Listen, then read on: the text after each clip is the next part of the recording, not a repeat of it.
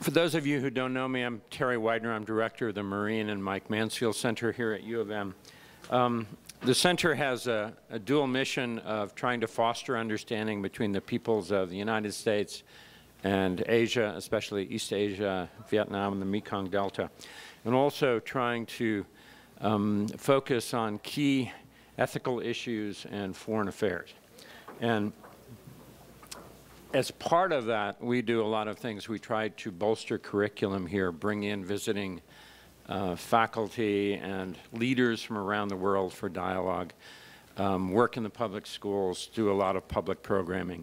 And over the years, this Mansfield conference has become sort of the keystone of that public programming. This is the 27th since the center was established in 1983. And typically, we approach very diverse topics, but all of them have to be issues that are of fundamental importance both to Asia and the United States, but also, at least while I've been here, to focus on a key ethical issue. And I think that this conference certainly fits beautifully in that regard. There's, I think, few issues that are as compelling and important globally as the emancipation of women. I mean, we've been talking about this for decades, and the fact that it still hasn't been realized indicates the need to keep a focus on it and keep pushing and keep pushing. So we chose this topic this year not only because it's inherently important, but also because we wanted to take advantage of the presence of some incredibly talented women who are here from Southeast Asia as part of a State Department-funded women's empowerment program. Some are on the panel, some are not. Would those of you who are here for that program stand up? Thank you.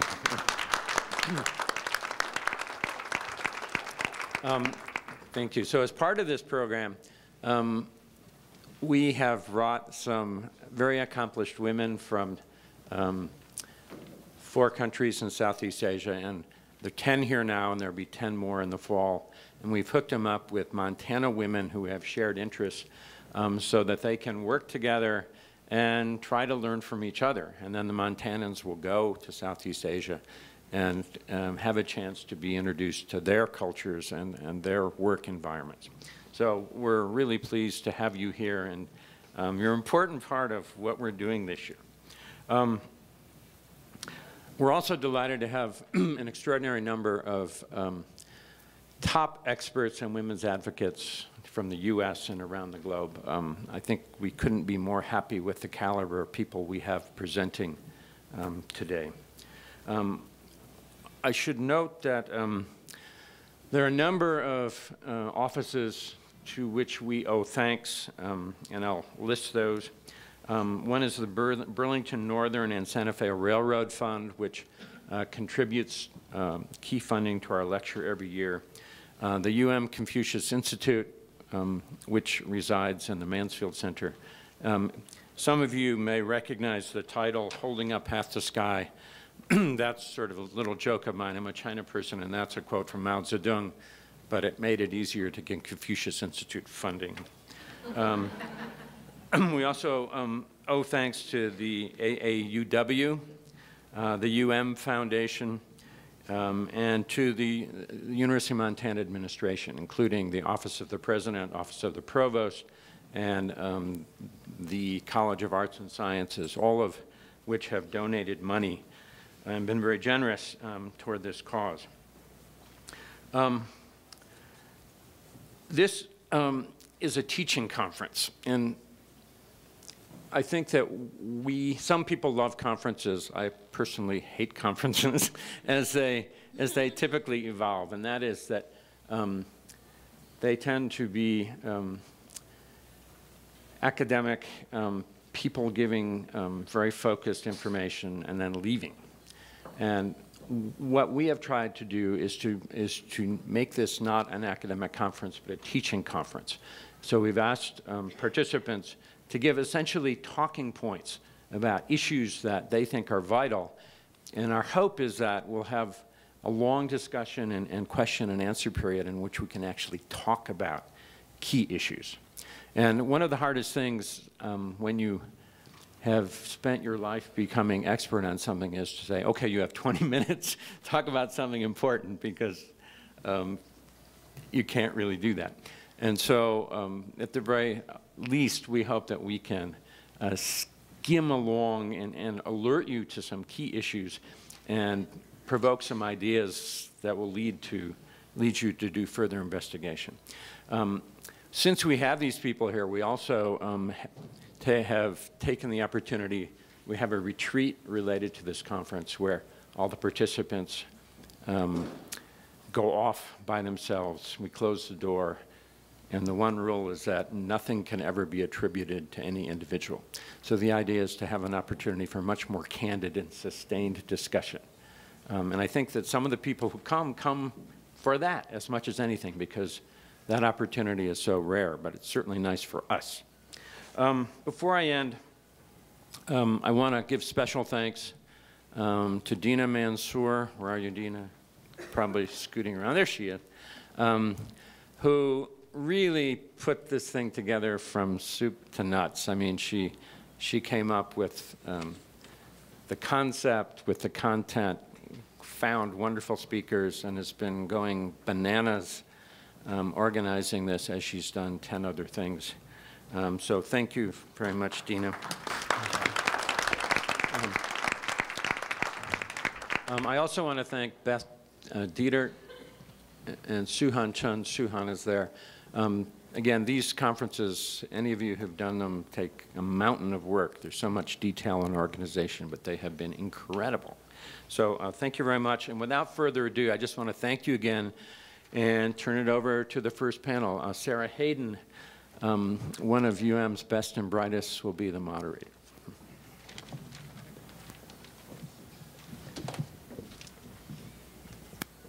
Good morning. It's my distinct honor to moderate our first panel, a discussion of violence against women.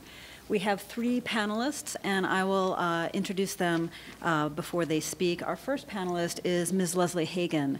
Ms. Hagen serves as the Department of Justice's first National Indian Country Training Coordinator. In this position, she is responsible for planning, developing, and coordinating training in a broad range of matters relating to the administration of justice in Indian country. Ms. Hagen is also a liaison and technical assistant provider to Justice Department components and the Attorney General's Committee on Native American Issues. Please join me in welcoming Ms. Leslie Hagen.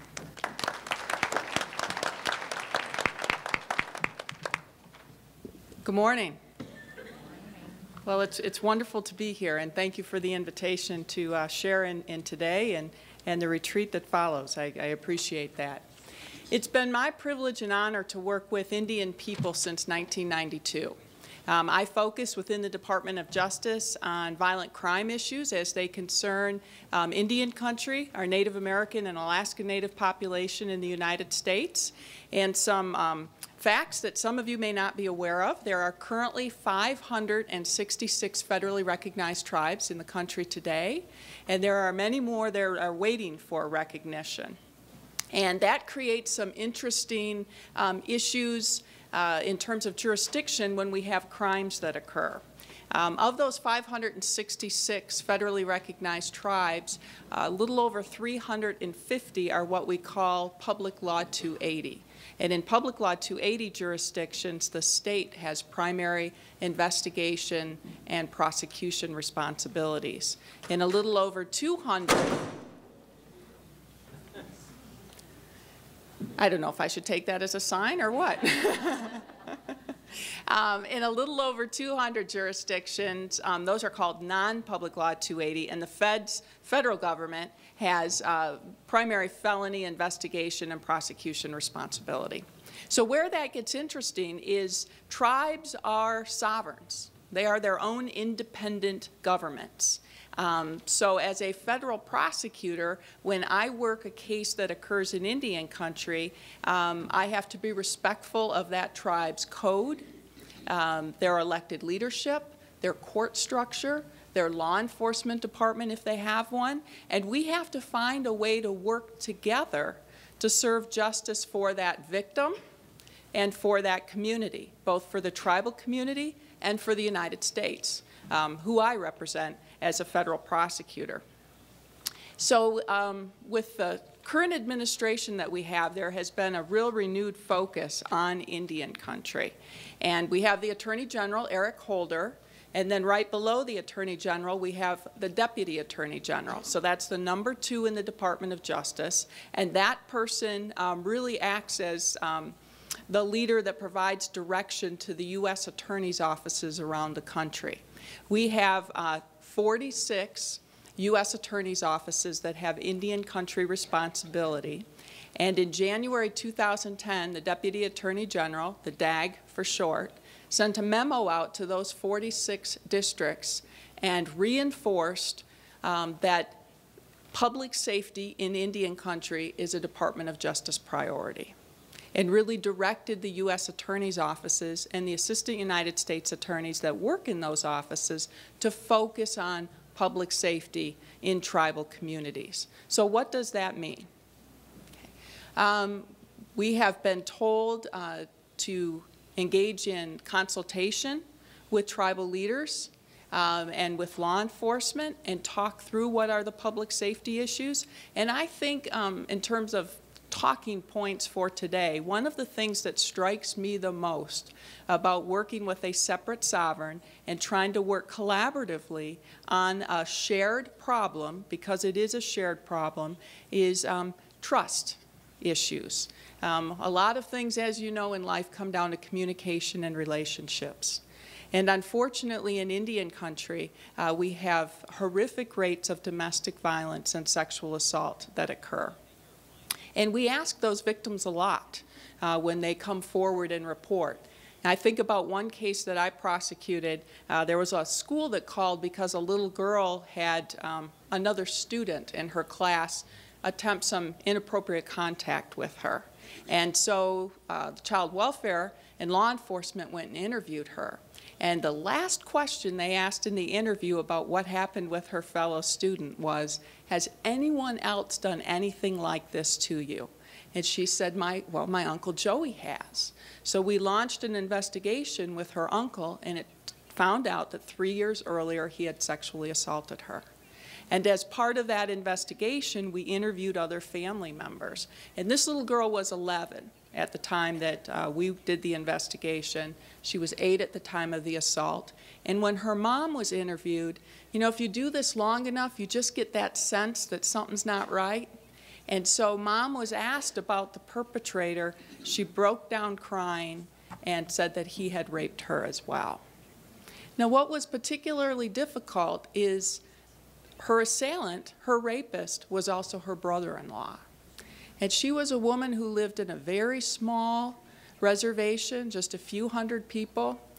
His family was more powerful. She had few support systems in the community. Everyone seemed to turn against her. And what we were asking her in her most vulnerable, raw, emotional time was to trust us, total strangers. And I think that's a difficult question to ask victims, because when you think about what has occurred to them, in this case, her brother-in-law, somebody that she knows, loves, and trusted, had violated that trust, and that can result in self-doubt that she has about who she lets be close to her. So asking her to you know, talk with sort of anonymous feds and to go up to the federal courthouse that was 3 hours away and sit and testify in front of a group of strangers about this horrible thing that had happened to her, you know, that took a lot. And the family did turn on her. In fact, we were fortunate enough, we got the defendant convicted of both the sexual assault against her daughter and her, And when everyone went back to the hotel to pack up their things to drive back to the reservation, his family tried to assault her in the lobby of the hotel. So just think about what life was going to be like for her when she got back to the reservation. Now, law enforcement, victim advocates, they all put as many safety plan and support things in place as they could, but it really, to me, said a lot about trust. And all that was done, and this was an incredibly emotional experience for her. In fact, she even threw up on the witness stand. It just was so, such a physiological reaction to testifying about the rape. She vomited. You know, she called me afterwards and thanked me after all of that. And so I think as we go forward and we think about our work, the federal government and tribal governments working together on these public safety issues, we need to work on those communication issues, and we need to work on those trust issues. And the Deputy Attorney General in that January 10th memo instructed all U.S. attorneys with Indian country responsibility to consult with tribes and to come up with an operational plan. A plan that is developed in partnership with tribes, something to facilitate that communication and facilitate that trust. And one of the things that the DAG instructed was to put a focus on violence against women, that where there is credible evidence of a crime, that offense should be investigated, where the principles of federal prosecution are met, where we can prove a case beyond a reasonable doubt, we should be charging that case and taking it to court. He also said that we are to act expeditiously, quickly, in cases of intimate partner violence because of the increased lethality risks that these victims have. And just think about the increased risk in Indian country, where there may not be a transportation, there may not be a telephone.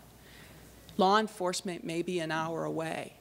There are real jeopardy, real risks for these victims. So all of these things are to be taken into account as the U.S. Attorney's Office works hand in hand with the tribes to develop this operational plan.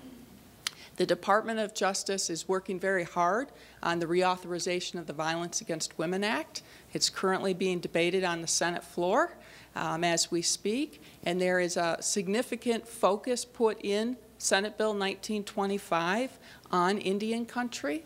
It would provide for limited criminal jurisdiction so that tribes could prosecute more of these domestic violence and personal protection order violation cases in tribal court, even if it was a non-Indian that committed the offense.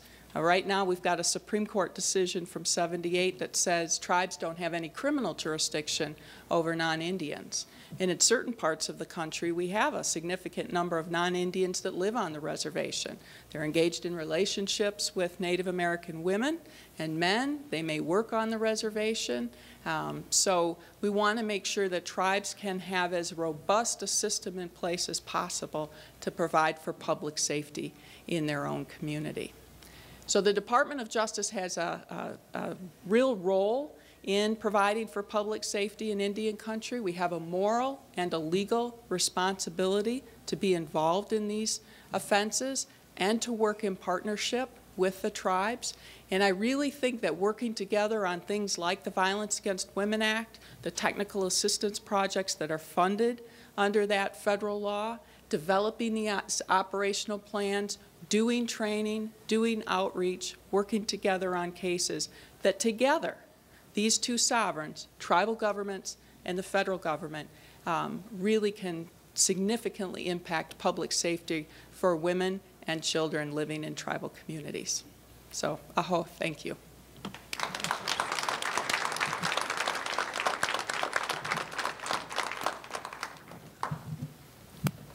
Thank you, Leslie. Our second speaker is one of UM's own. Ms. Emily Creasi is a senior this year, majoring in journalism with minors in international development studies and Arabic. This semester, Creasi has been the host and reporter for a three-part public policy radio series regarding sexual assault. Creasi is interested in women's issues, histories, stories, and cultures from Montana and all over the world. And so please join me in welcoming Ms. Creasi.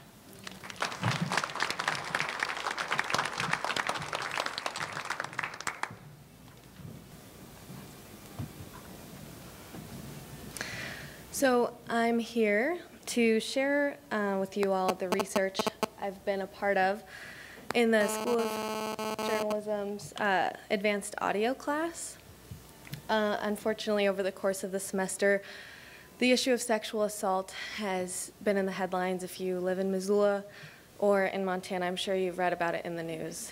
The recent increase of reports of sexual assault started in December. There were allegations of a gang rape that were also supposedly involved the date rape drug Rohypnol, as well as Grizzly football players. This incident sparked an investigation by the administration. It was initiated by the university administration, and the investigation was done by former State Supreme Court Justice Diane Bars. Now, at first, she was looking at 2 instances of sexual assault, and then 5. And then by the time her report was released at the end of January, she had outlined 9 reports over a course of 15 months. Oh, that didn't work. I just want to go, yeah. Perfect. Thank you. We'll just go like this. Okay, so let me tell you a little bit about the Footbridge Forum and the class, the journalism class that I'm in. We do a lot of research and reporting on the issue of sexual assault, like I said, over the course of the semester. And we put together a series of reports that are pre-produced that spark discussion on our show. We've looked at different issues of sexual assault, such as the psychology of rape, victim blaming, sexual assault being treated differently from other crimes, different difficulties in law enforcement and legal restrictions in communication and transparency, and different agencies' responses. And we brought on our show panelists that are citizens. We are looking for public response to this issue. Our goal at the end of the semester is to create a list of suggestions, possibly public policy changes that our panelists come up with and we as a class come up with that we think need to be addressed. So our panel also consists, we've had, excuse me, we've had students on our panel, we've had a parent, we've had members of the community, just kind of talking about this issue of sexual assault. Oh, now it works. Okay, great. So the initial reactions on our first show from our panelists, I was personally very surprised by people's responses. Our panelists talked a lot about this idea of regret sex and sexual embarrassment, which I had never heard either of those terms before. And it's this idea that women in college like to go out and drink, wearing short skirts, and they're at these parties and they're asking for it. What else do they expect? They hook up with somebody and then the next morning they regret it. And that's why they call it sexual assault. And I was surprised that this was the reaction that I was hearing. And so we talked a lot about these different words that are used to describe rape, and this idea of stranger rape and acquaintance rape and date rape. And I think there's a misconception out there that rape is done always by a stranger somewhere that's jumping out from the bushes in a dark alley, and in reality that's very rare. Most cases of sexual assault are by somebody the victim knows. So we talked to one of our reporters in the class, talked to UM Professor of Women and Gender Studies, Beth Hubble, about this issue.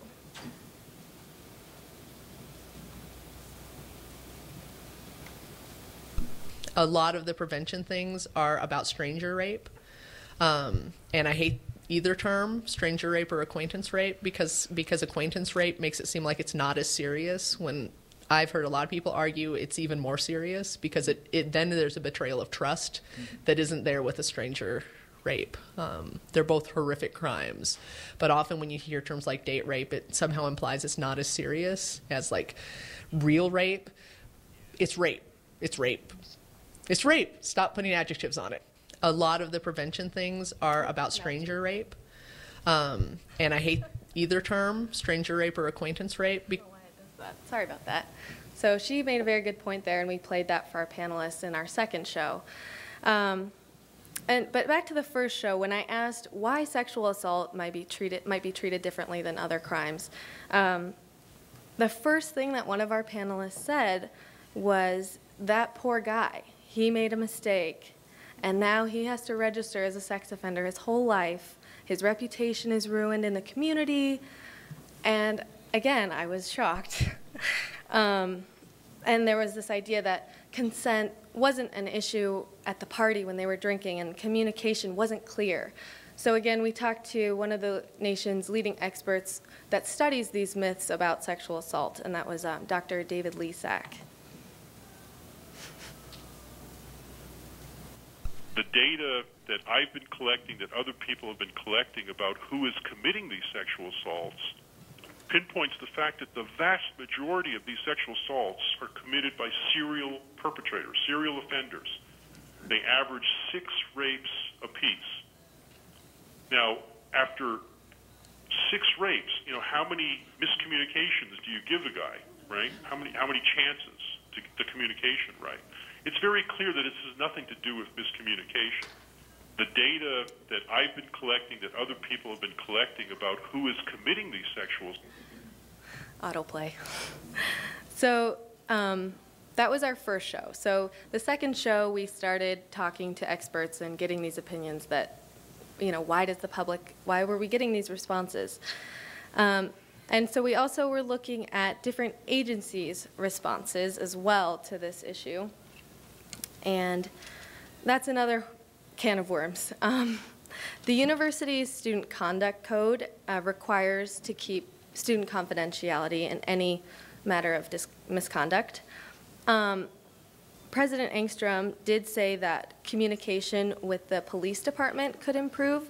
There was a little bit of problems with communication and transparency between different law enforcement agencies. But overall, he thinks the university did the best job that they could in handling the rash of reports of sexual assault.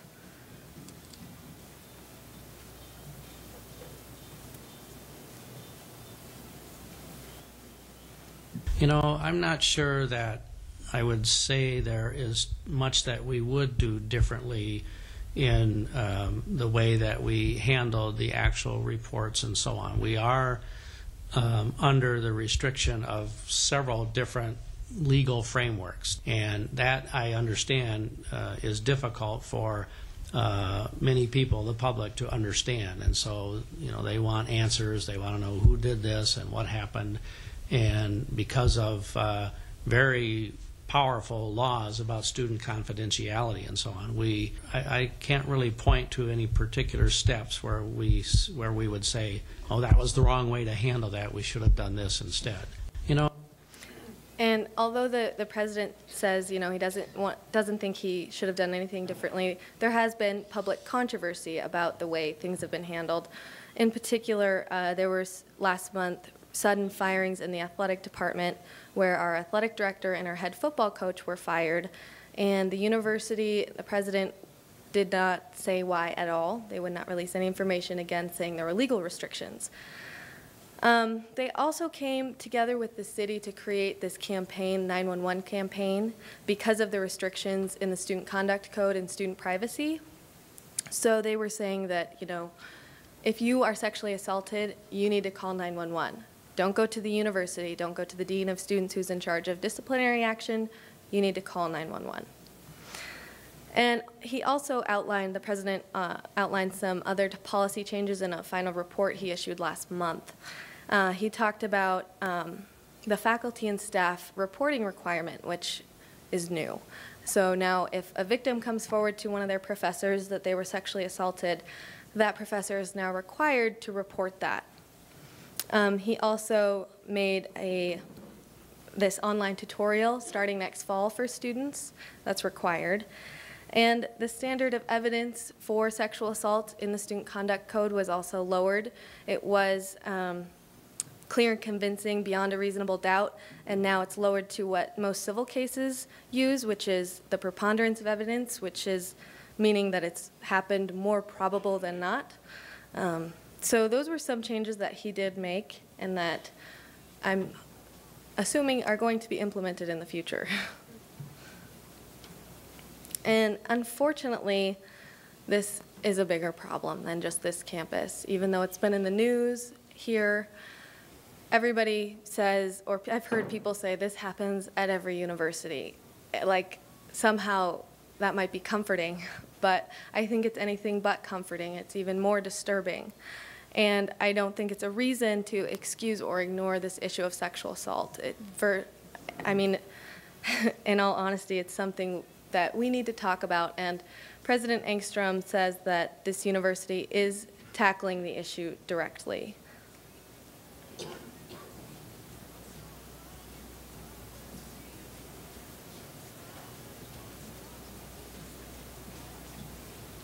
This issue of sexual assault is something that every single member of this campus needs to become engaged in. And we need to help keep each other safe. So he's saying there that I think a lot of students also aren't aware of this issue of sexual assault. I don't think they're really talking about it as much as we would hope. So the goal of our show, in my personal opinion, is to put more emphasis on the crime of rape and the perpetrator of rape, and not the victim. So solutions, that is the difficult part, and that is what our show is kind of all about, is talking about different possibilities for solutions and what different agencies and institutions and support groups can do. And actually, our last radio show is airing tonight at 8 o'clock, so if any of you are near a radio or an internet connection, you can tune in. But we'll be talking about all these points. We're going to be talking about different agencies as far as the university, law enforcement, communication, transparency, support agencies, what different things we need to do. But in my opinion, the biggest thing we need to do is, as individuals and as a society, we need to change our attitudes about sexual assault. And in the end, obviously, the ultimate goal is eliminating sexual assault, but at the very least, we need to eliminate the culture of victim blaming. That's all I have.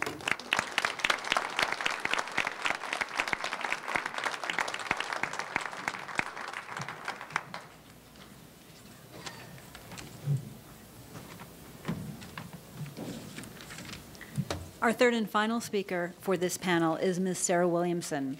Ms. Williamson is a consultant to international humanitarian organizations, public policy institutions, and corporations seeking to expand their global reach.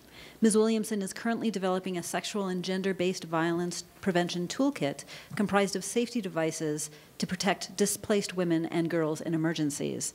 She serves as a consultant to the Center for Global Development, Migration, and Disaster Initiative, and she co-chairs the Relief and Recovery pillar of the U.S. Civil Society Working Group on Women, Peace, and Security. Please join me in welcoming Ms. Williamson.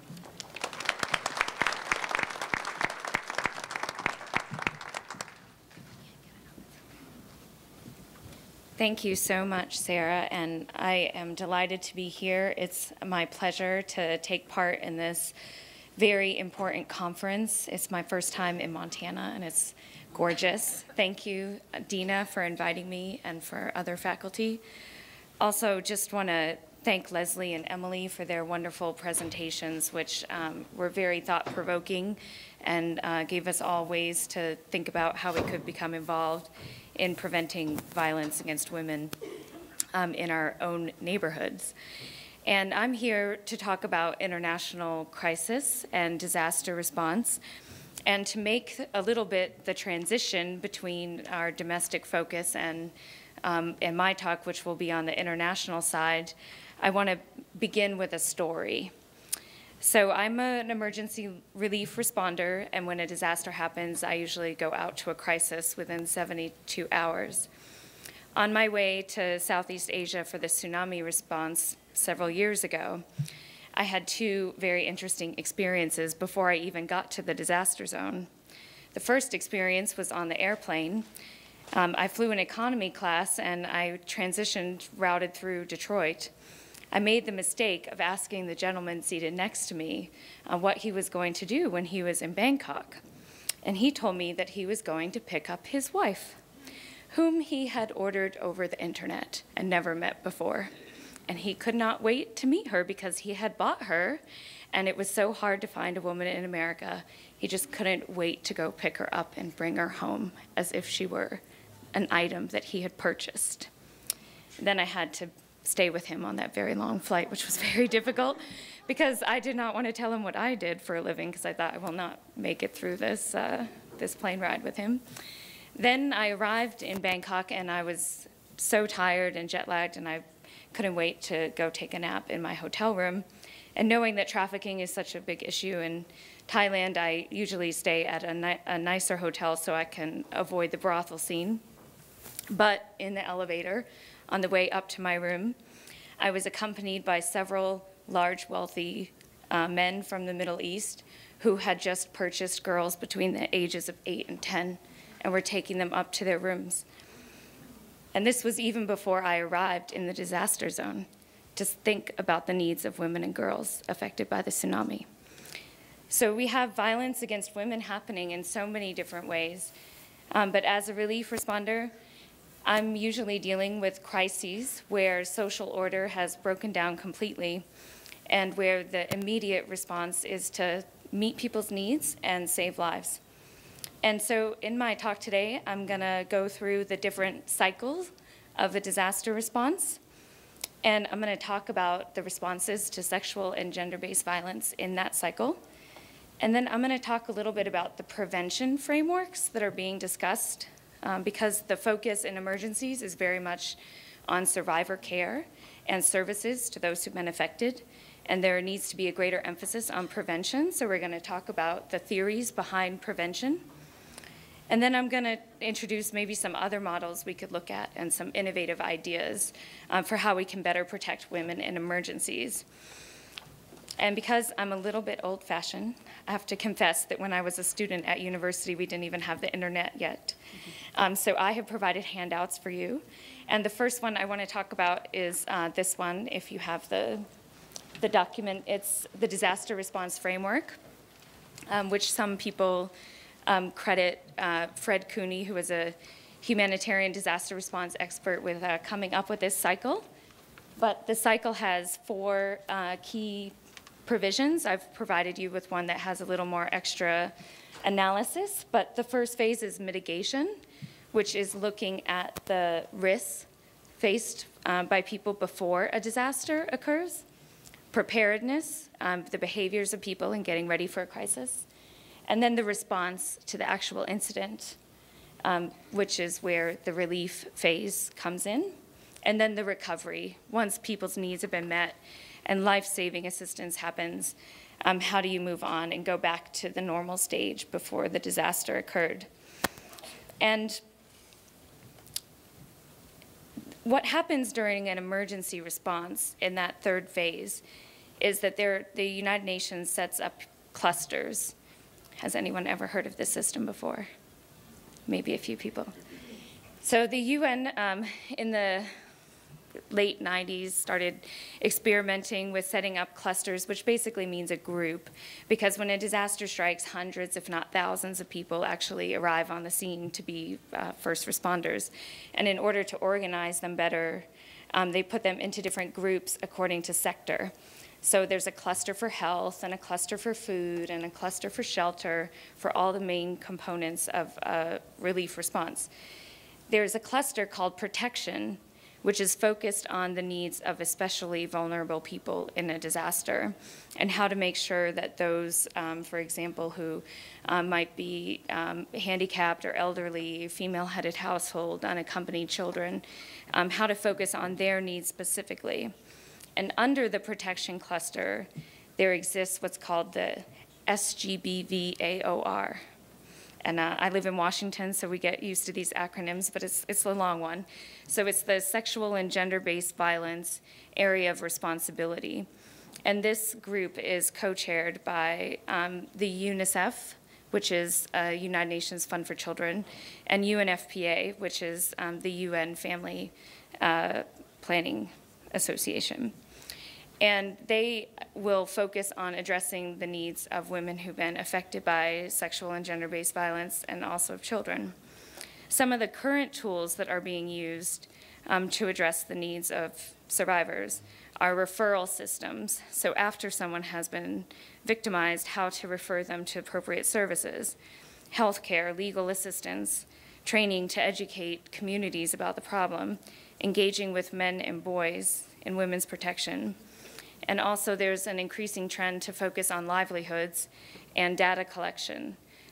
Livelihoods so that women are empowered to reach the recovery stage and have some agency and power in their lives, and also data collection so we can better understand the type of incidents that women face in the acute emergency phase. But one challenge that I've had in working from Afghanistan to the tsunami to the Haiti earthquake, many other countries, is that there's no focus on prevention when we know that rape and gender-based violence is happening at a very high level. There's almost no preventative response to try to ensure that more people do not become victimized. And so there's a great debate among the gender community and international experts about how do we prevent violence against women in this emergency phase when we have a real breakdown of systems, law, order.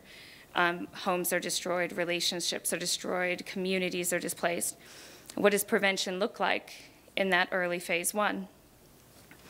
And that's where, if you turn your page around, the social ecological model, a framework for prevention. So this is the model that a lot of gender-based violence experts are pointing to for relief models. And this framework was developed by the World Health Organization in 2002, and it focuses on stopping violence at the individual, relationship, community, and societal level. And this framework is now being used by the Center for Disease Control, which also has a huge emphasis on violence prevention, and is being used by the Canadian Red Cross and other NGOs and agencies. But I have a little bit of an issue with this model. And the model is based on a public health approach, which looks at the entire situation. And what happens in relief response at the acute emergency phase is you do have to look at the most vulnerable people. You do have to look at individuals. And you may not necessarily have time within 72 hours to the first few weeks of an emergency to the first 3 months to actually go through all these different levels and plan staged interventions for every single level. It's a very intentional planning exercise. It makes a lot of sense in a normal environment, but in a completely chaotic situation, going through this kind of model and situation is something that I think is a bit of an overstretch. Very difficult for a relief responder to do this.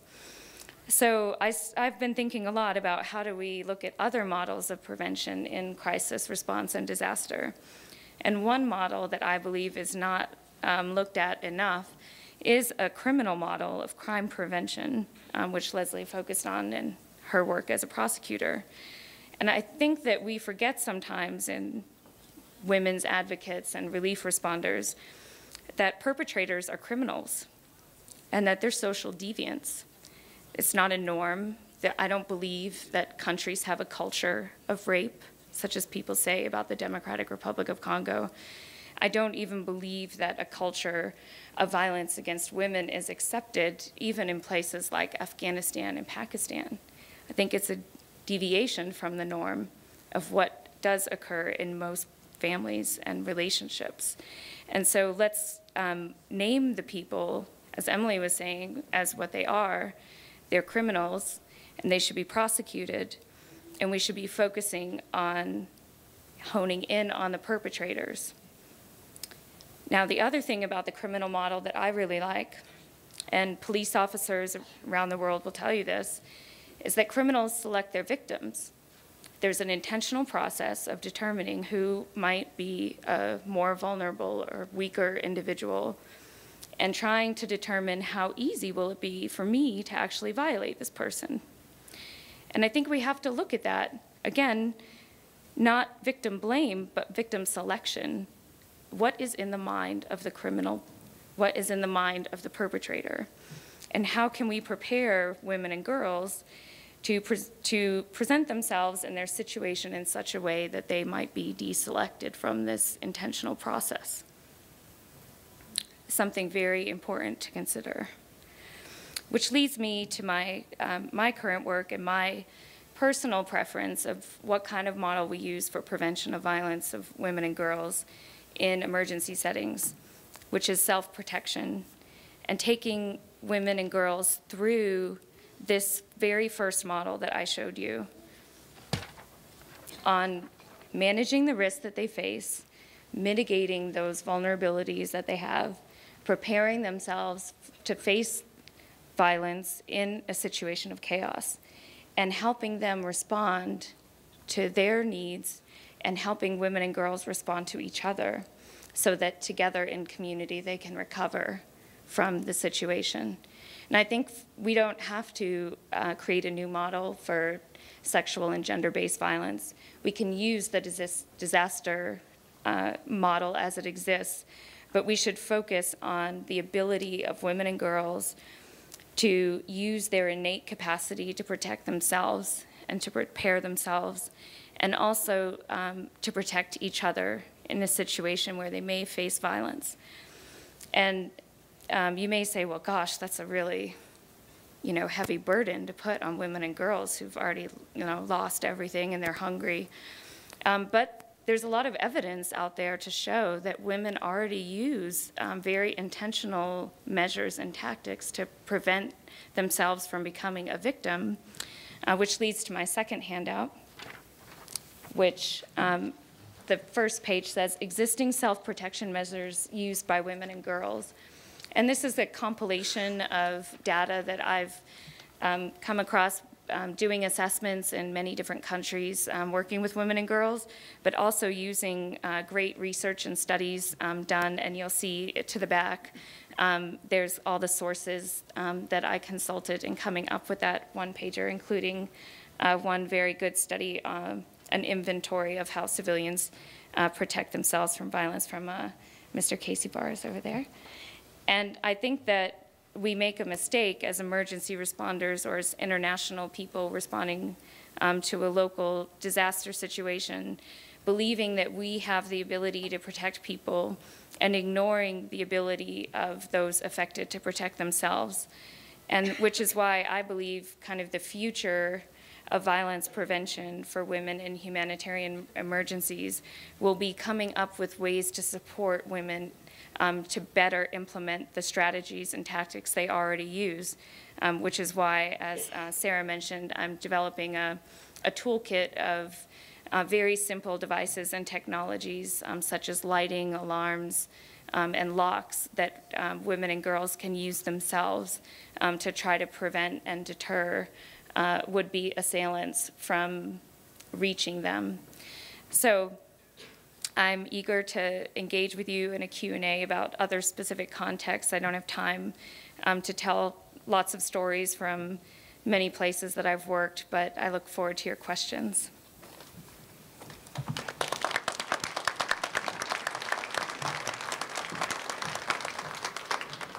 As I mentioned when I introduced myself, I'm a professor of communication studies, and so perhaps it's inevitable that one of the key themes I'm hearing in all three of these presentations is the significance of communication, whether it be naming the perpetrator as the criminal, naming rape as rape, or promoting communication between organizations, between the federal government and the community, between individuals who are engaging with one another, between the institution such as the university and the police or the city. So clearly communication is really a key issue that needs to be considered when we address this very difficult topic of violence against women.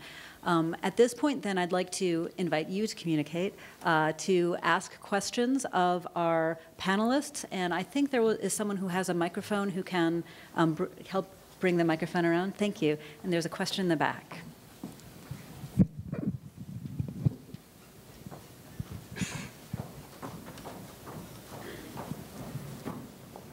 Good morning, Representative Diane Sands. I'm so glad that Leslie is here because I want to talk a little bit about Native American culture and sexual assault.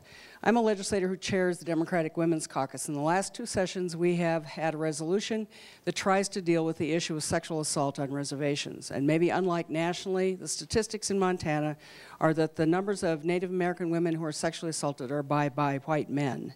And so the resolution that we passed dealt with the fact that the jurisdictional issues are intense and serious, that for the most part in Montana what has happened historically is white men off the reservation go on the reservation and rape Native women, and nothing ever comes of it because of the jurisdictional issues for the most part.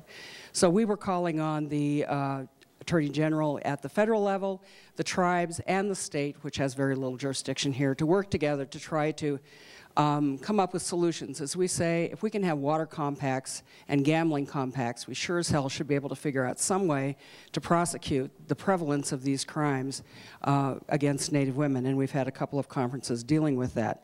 You know, I really believe there is a culture of rape. In this instance, it's where the culture of rape and the culture of racism come together in places like Montana, and that it's not about just individual women protecting themselves, but it's about taking a cultural approach that tries to look at why is it in this culture, in Montana in particular, that it's okay for men to go onto the reservation and rape Indian women because they know they will never be prosecuted for those crimes. So the resolution that we carried actually came from Senator Carol Juneau, who is from Browning.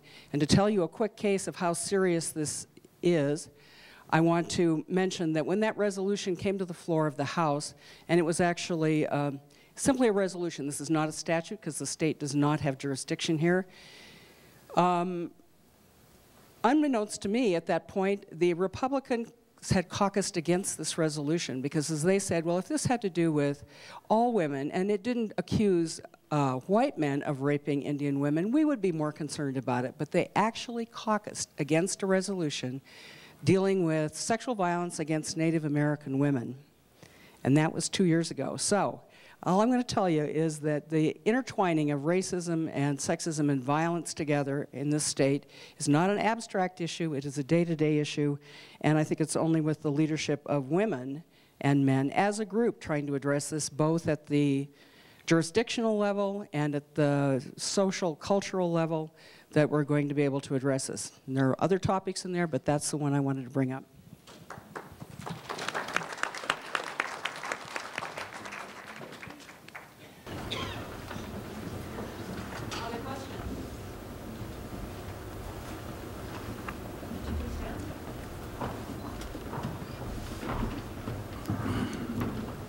Good morning, everybody. I'm Roma from the United Nations, and I'm really very proud to be here at this exciting meeting and this beautiful part of the world. Very quickly, maybe I'll just move so I don't have my back to anybody. Just a few quick comments on this very riveting session. I just wanted to share with you that the way we look at some of these issues of violence against women and is in a broader context of international development. And what that means is exactly what Representative Diane Sands was talking about, that it is not about just individuals. It's about different cultures, how they think about each other, and the different power relations between different cultures. So we place all these issues in our interventions in a larger context of women's economic, political, and social empowerment. It's only when you have money in your pocket, voice in the community, that you can negotiate relationships of power and relationships where you're physically attacked. Because I do think violence against women is the tip of the iceberg of a deeper problem. And the deeper problem is the structural inequalities at the political, social, and economic level between, between different peoples. And here, you know, Representative Sands talked about the particular issue in the context of Montana, but we work in, especially in countries which are impacted by armed conflict. And we have a large global program in over 20 countries working on the rule of law. And our approach is the access to justice. And what that simply means is you may change the law in the capital city, you may change the legislative framework, but if I'm a poor rural woman in the middle of nowhere, I don't even know the law has changed. So we believe in a decentralized approach, which is making justice accessible to where the women are in need. And so we are working in different parts of the world, often at a subnational level, and working with multi-stakeholders. It's back to what was being talked about, communication. So we have a very fleshed out communication strategies where we were talking about religious communities, traditional elders, people who set social and cultural norms. We work with justice actors, legislative actors, and we're working in very intransigent areas where there's a culture of armed conflict and as well as sexual and gender-based violence against women. Thank you.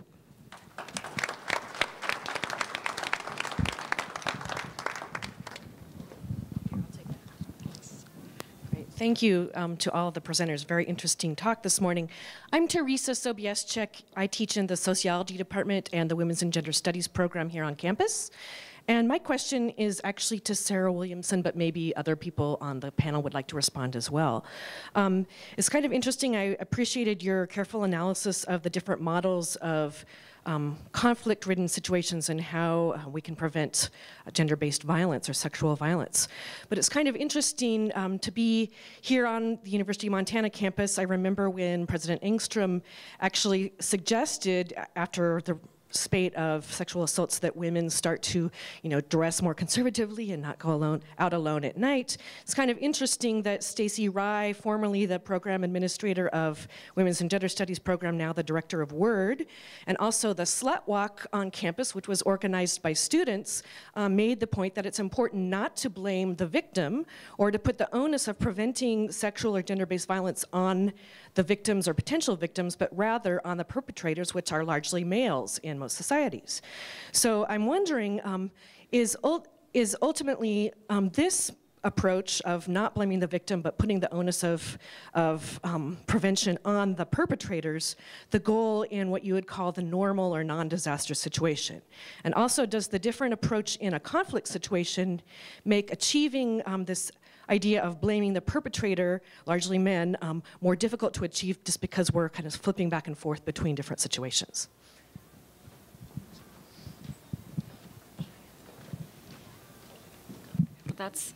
Is this on? Yeah, that's a good series of questions and complicated to have a short answer. But I think that there's a difference between putting the onus on the person who is at risk to protect themselves and coming up with measures to support people in ways they already protect themselves. So for example, every day you probably lock your house. Every day you probably lock your door. Every day you probably use a light, and those lights make you feel safer in the dark. But in crisis and disaster situations, women don't have lights. They don't have locks. And we are spending multi-billion dollars every year in responding to humanitarian emergencies. And none of the providers of tents have a lock for that tent. And do you know how many people that I have worked with who have received relief distributions from humanitarian agencies, and the women go back to their tent, and that is when they are assaulted, because they have a valuable commodity in their tent that is provided by an international responder, and they go into their tent and they have no way to secure the tent. So it's really not putting an onus on a woman to design a tent lock that would actually prevent a criminal from going in and stealing from her or taking her things. So I think that you have to separate a little bit this idea of prevention being about putting the onus on the women, and how do we actually just make it a bit easier for women to protect themselves and to deter or evade someone who might have the intent to attack them. So I don't think the two are the same, And I just want to clarify that that is my purpose. In laying out these ways that women already protect themselves, we should be supporting them and empowering them.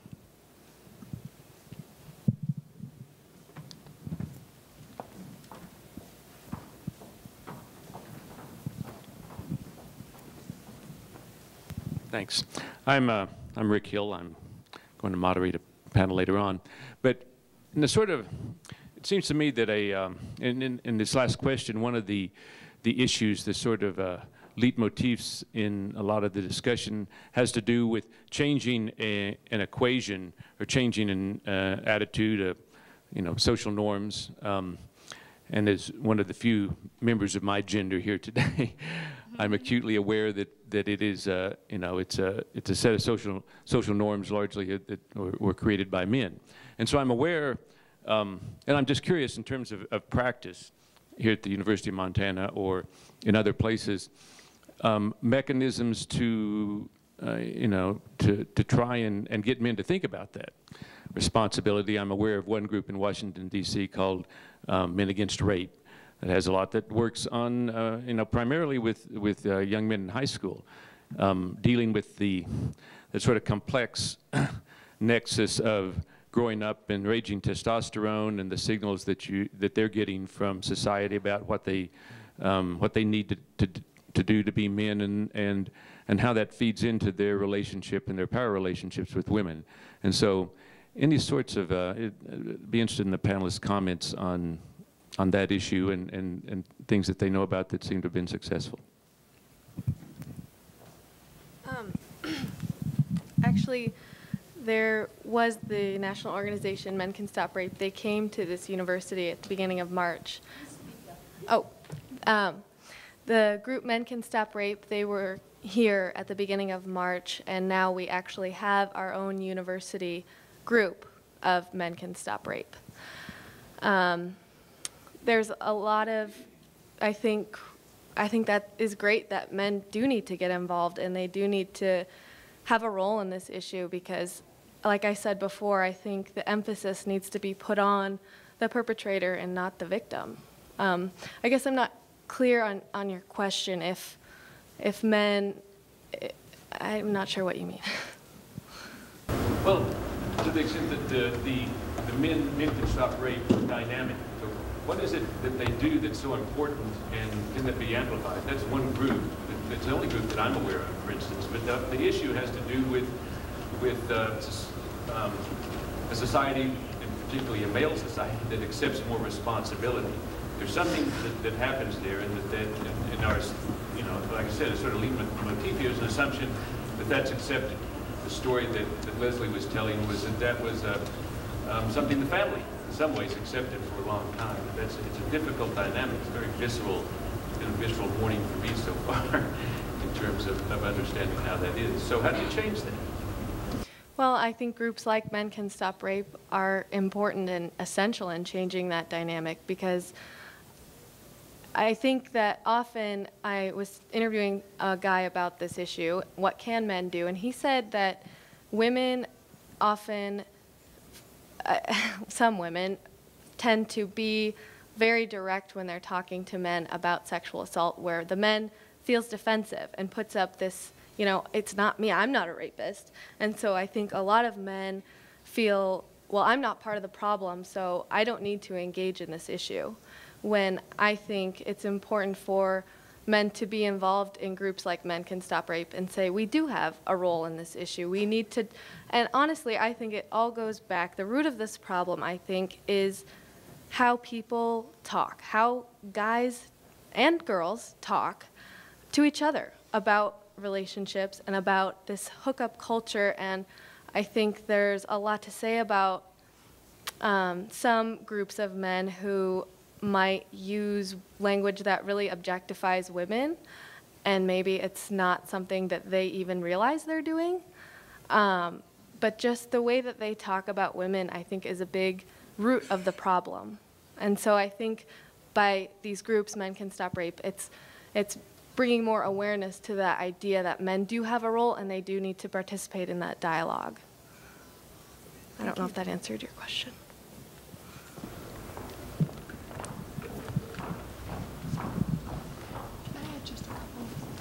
Just a second. I think we've got an additional comment.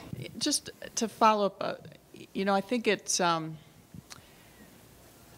message and an effort that has to span a lifetime, really. And I know from my perspective, working with a lot of men in law enforcement, and a lot of judges are males, and probation officers are males. I mean, sometimes it's an individual conversation, one-on-one. And, you know, when someone refers to a professional person as a girl, pulling that person aside and just, again, they may not have meant it, but they may not have been socialized to how offensive that can be. And, you know, in terms of the casework that I've done, I mean, overwhelmingly the victims that I have dealt with that have been victims of intimate partner violence have been female. But there's also a percentage that are male. And I try to be careful in the words that I use when I do training out in communities, that I'm not putting it into a gender-specific crime problem, because I want men and boys who have been victimized to feel comfortable coming forward as well. The Department of Justice has been involved in this effort on children exposed to violence. And there was a study that was done, and children 17 and under were interviewed about exposure to violence in the preceding year and over a lifetime. And kids that were under the age of 9, their parents or guardians were interviewed. And the numbers were, I mean, it was just amazing. Now, this is not Indian country specific. This is just broad, you know, United States population. 1 in 50 had been sexually assaulted. 1 in 20 had witnessed someone being shot. 1 in 200 had witnessed someone being murdered. I mean, that is amazing. And, you know, the leader of the free world, we have children exposed to that level of violence. And, you know, so when we talk about this being a conversation over a lifetime, these issues are being framed and messaged for children at a very young age. So I think you know, a group that can work on this issue is important, but I think all of us have to take ownership of the issue. Thank you. There was a question back here.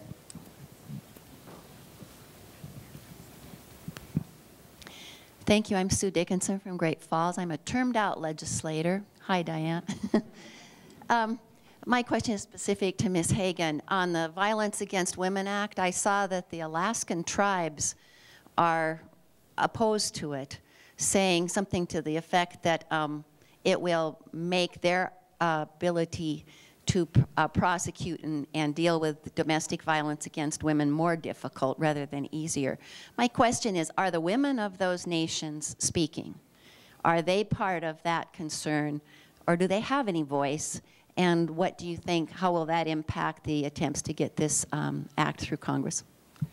That's a great question. I have expressed to my fellow panelists what a difficult week this has been to be on the road. I left home on Sunday, and as I said, the Violence Against Women Act is being debated on the Senate floor this week. Senate Bill 1925 that the Department of Justice and the administration supported in terms of giving limited criminal jurisdiction to tribes, we did not exclude Alaskan Native villages. Apparently there was some additional language added at some point, and reading sort of the press clips and statements I was getting yesterday, they haven't ascertained how that happened, but that was the language that excluded the Alaskan villages, and that's about 230 different villages. So in terms of the Department of Justice and the administration, we support those villages being allowed to prosecute cases. So however that language got added that would remove Alaskan villages from that criminal jurisdiction over domestic violence crimes and personal protection order violations, we're opposed to that.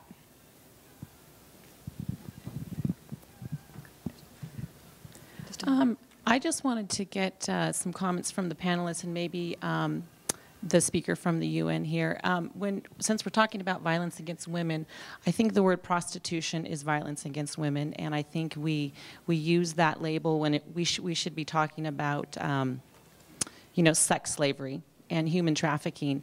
And I'm just curious what your thoughts are on why we don't address prostitution, sex slavery, human sex trafficking by the demand side. Why don't we curb it through demand and making the purchase of women and human beings for sex something that is it should be a criminal offense, and especially in the United States when we look at women under 18 and men buying women that are younger and younger because they're afraid of receiving AIDS and whatnot. And we have all these mechanisms which don't really affect the demand side, and I just want to know what your thoughts are about that, curbing the demand side.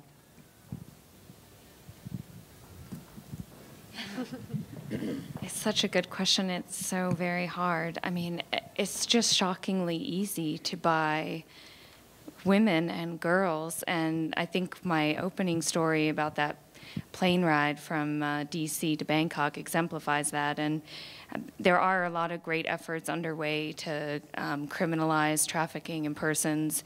And even though the U.S. has taken steps in that regard, clearly they're not strict enough if you can just buy someone through the internet and go pick them up in any, port city of destination of your choice. And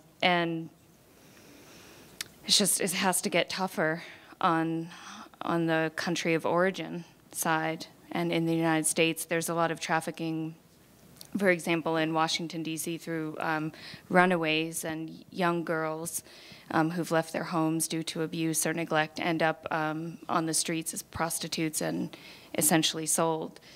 So the risk comes in many forms, and I don't think there are any easy answers, unfortunately.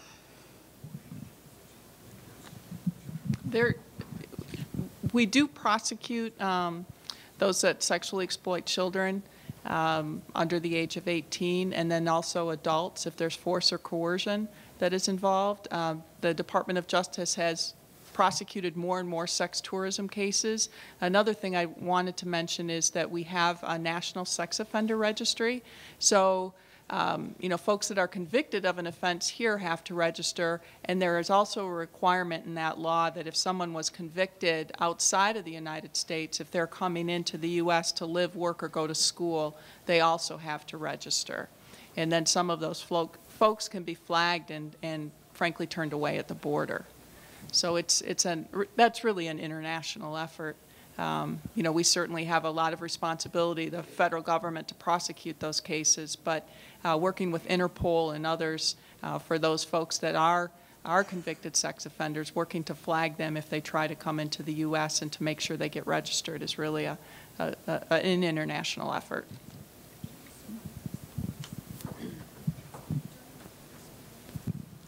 Hello, my name is Diana Cody, and I'm a U of M graduate and a parent of, I had 7 children, but she got murdered and raped. And I had a chance to shed some light on the subject, and one thing that I found was that race was something that this murderer was very conscious of. He was taught to hate Indians and blacks, and it was just like normal to him. And he was tortured by his father, the killer, tortured and burned with cigarettes and tied to a pole, and so his father could go get pain pills and sell them. And to him, a woman was like nothing. His dad would beat his mom up in front of him, and he was totally so he was taught to hate women, blacks, and Native Americans, and they lived on a reservation. And he just came in the house when it was late at night, and he was gonna visit his friend there, and he found out that my daughter was there, and he went downstairs and disturbed her while she was sleeping. And she wasn't his boyfriend or his girlfriend. She was actually engaged to be married to a soldier from Iraq, and he's a Native American. But he was friends with this fellow was tormented by living on a reservation, but his dad taught him to hate Indians, hate blacks. And he was so tortured in his mind, and when he did finally commit the murder and they caught him, then we got to the prosecution level. The prosecutor, being as she was a woman and she was an Indian and he was white, he was only going to get 40 years. So I didn't like that idea, and I went and got a lawyer to make the prosecutor do his job, because he was so anti-Indian, and he lives right on the reservation. But this guy that did the murder was actually being rewarded for what he did. And the judge was on his side. The prosecutor was on his side. His attorney was the only one that was on my side and my daughter's side. So things like that should be considered too. I had a chance to look at his whole life, and it started out in school. Just because he was white, they let him go. They just sent him home, and they seen the bad situation at home, but they didn't do anything about it. Now, if he'd have been an Indian, they would have took him out of the home or did something, which was what should have happened to him. He was being tortured all his life. And I said in the courtroom, you should have been my baby, and then you wouldn't be sitting there. I would have raised you right. So that's what I told him, and I made him cry. And that was the only remorse he ever showed, because he knew everybody was on his side. So that's all I have to say right now. And thank you for having this program. It's a good one. Sorry for your loss.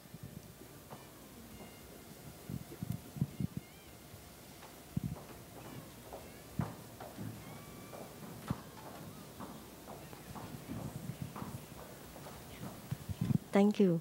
I think I have to say something because a speaker talking about Bangkok, and I come from Bangkok. I'm Sutada. I'm Sutada from Thailand. I represent the women networks in Thailand, and to share some information. In Thailand, in women organization, we are seeing the violence against women as a crime, and we are trying to move this issue up to the level of what we call is structural violence, not only individual violence. So we are, in last 5 years, we enact 2 laws. One law is about domestic violence against women, in terms of protection.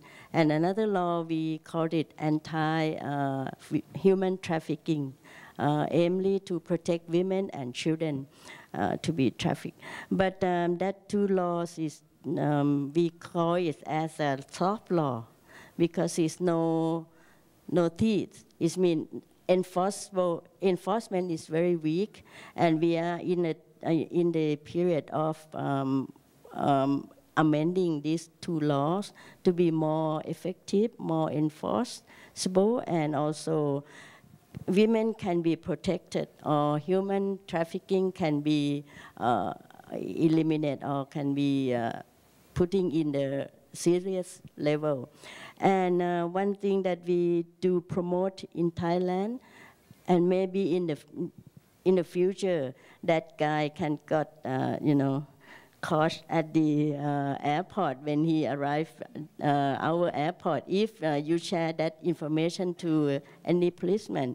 Because to pick up a girl as a male bride, or you cannot do it anymore in the future. But if the anti-trafficking law is the new draft, we are drafting very tough, and we try to prevent to have the sort of the sex trade in any forms, that we want to protect our women from Thailand. And also we are not seeing them as victims. We are empowering them. So they are, women is stand up and say no for the violence in any form to them. Sexual abuse, sexual assault, or even the being sold from our country to another country as a bride or as a lover or whatever in any form. So just sharing the information. Thank you. Thank you.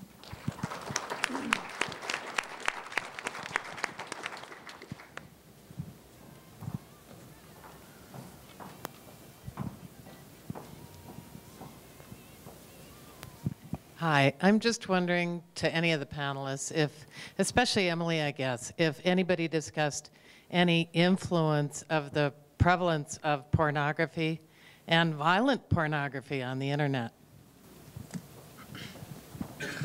Unfortunately, that issue didn't come up. They did talk about pop culture and the increase of kind of derogatory lyrics in music, but our panelists said that they didn't think that was anything new. They didn't think there was a recent increase in that at all. Yeah, unfortunately, we didn't address that issue, but I will bring it up tonight.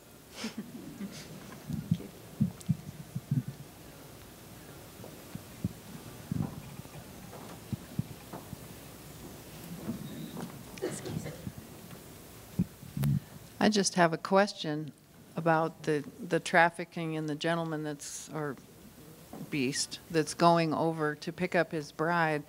What is there any filtering or any requirement of an interview for an individual like this poor lady that he went to meet from the justice side or the immigration side? Is there a way for them to have a personal interview without that person present to make sure that they are not a victim of trafficking? Is there any way for them to be intercepted in this process so when they enter the country they have a chance to tell their story? Leslie, do you want to answer? I'm not aware of any type of screening process. Now, to come back into the country, obviously the person has to have paperwork in order, but I don't know that of any screening for victimization issues.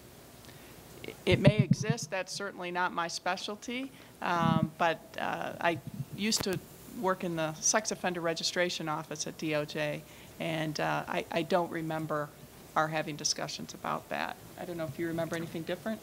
Yeah, no, what I do know that when the anti-trafficking law first passed in the United States, that there was an effort to do public relations and media campaigns in airports and on airlines. And when I was on that flight, I was like, gosh, where's that? This is a crime brochure in the pocket of the plane, you know? But there's nothing like that. And I think that stricter enforcement on the coming into the United States side, on the Customs and Border Protection, would also really help, because I've also been involved in two other issues that are related to this. One, which is unaccompanied children crossing the U.S.-Mexico border. There's tens of thousands of children every year who come across our southern border completely by themselves. And some of those children are abused or trafficked or have been victims of gang violence. And it's very difficult for Customs and Border Patrol to be able to identify those children, particularly the male minors, sometimes are mistaken for adults and put in prison. And so that's a huge issue. And also, the trafficking issue goes way beyond women. I was involved in a situation in Hawaii, the second largest pineapple farm in all of Hawaii, had a bust for a major global trafficking ring, and they were picking up young men, and they were trafficking young men for labor, and they would go into remote villages and rural communities again in Southeast Asia, and they would bring them into the United States to work on the farm, and they would confiscate their passport and not pay them. And then the social service agencies would have to work together with the FBI in order to recover the documents and be able to identify how to send those people home. And I've been involved in those processes as well. It's very complicated. But if you can imagine how many people come in and out of the United States every single day, I mean, I'm sure you've all traveled and you know how frustrating it can be getting through those lines. I wish we could have stricter protections for every person coming in and out, but we don't have that kind of screening. The Violence Against Women Act does have specific provisions about human trafficking in it, and then also specific protection for immigrants that allows them to go through a visa process quicker. There's T visas and U visas, so if somebody has been brought here, Sometimes those folks are afraid to report a crime because they're afraid of being deported. There are protections that can be put in place to allow them to get a visa to stay. So that may not completely answer the issue that we're discussing, but there are some related protections in place. I think we have time for one more question.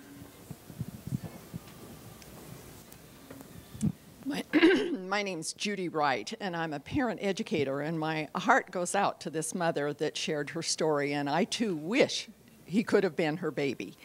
And I, like Rick, I've had some real aha moments here today, like, yeah, of course, and realized how much we talk to our daughters and our young girls about protecting themselves, and how seldom we talk to our sons about this. Is, I mean, no matter how your family is functional or unfunctional, talking to sons about this is not appropriate. And I'm so grateful when you said that this is not a cultural thing. This is a deviant thing. And we need to recognize that. And I guess maybe I'm hopeful that the young college girls will say, what did you learn when you were growing up? What did you guys learn? What did your parents tell you about how to treat women? What did they tell you when you were getting ready to date? Will you? Yeah. Yeah. Oh, well, what have I been told? No, but will you ask the guys? Did they get any instructions from your parents on how to treat women? Because I've given all of these instructions on how to safeguard. I've given every one of those to my daughters, to my granddaughters, and to parents that I've worked with. I really have forgotten to talk to them about what they need to say to their sons. Yeah, I think that's a valid point, definitely. And that goes back to what Rick Hill was talking about men being engaged in this issue, but also education starts from the beginning. And when you're raising children, to talk to both your sons and your daughters about this issue, I think that that's definitely a valid, very valid point. And like you said, we talk to our daughters about it, you know, but what do people tell their sons? And that needs to be an issue. And I think that one of our parents on the panel said that she has a son and a daughter in college, and she was saying that when she was defending the perpetrator, she was saying, you know, what if that was my son? And the next show I asked her, well, what if it was your daughter? And I think that both sides definitely need to be educated about the issue, and in prevention especially. Thank you. I want to thank all of you for being here, for your attendance, for your questions, for your comments, and please join me in thanking the panelists one more time.